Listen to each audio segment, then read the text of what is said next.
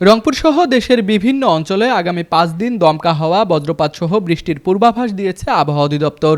সংস্থাটি জানিয়েছে, উত্তর পশ্চিম বঙ্গোপসাগর ও তৎসংলগ্ন এলাকায় একটি লঘুচাপের বর্ধিতাংশ অবস্থান করছে। এর প্রভাবে রংপুর, সিলেট, ময়মনসিংহ, ঢাকা ও চট্টগ্রাম বিভাগের বিভিন্ন স্থানে অস্থায়ীভাবে দমকা হাওয়া ও বজ্রসহ বৃষ্টি হতে পারে।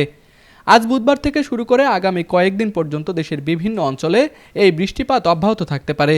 বিশেষ করে বৃহস্পতিবার বৃষ্টির প্রবণতা কিছুটা বাড়বে এবং কোথাও কোথাও বিক্ষিপ্তভাবে শিলাবৃষ্টিরও সম্ভাবনা রয়েছে। এদিকে চলমান তাপপ্রবাহে কিছুটা স্বস্তি আসতে পারে বলে জানিয়েছে আবহাওয়া অফিস।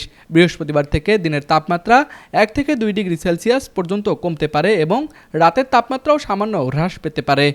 তবে রাজশাহী, পাবনা, সিরাজগঞ্জ, যশোর, চুয়াডাঙ্গা ও কুষ্টিয়া অঞ্চলে মৃদু তাপপ্রবাহ অব্যাহত থাকতে পারে বলে জানানো হয়েছে।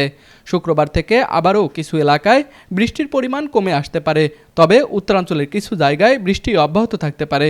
সপ্তাহের শেষ দিকে আবারও বৃষ্টির প্রবণতা কিছুটা বাড়তে পারে।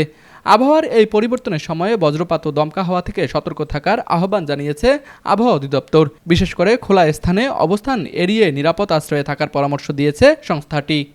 তুষার আচার্য, ডেস্ক রিপোর্ট, RCTV।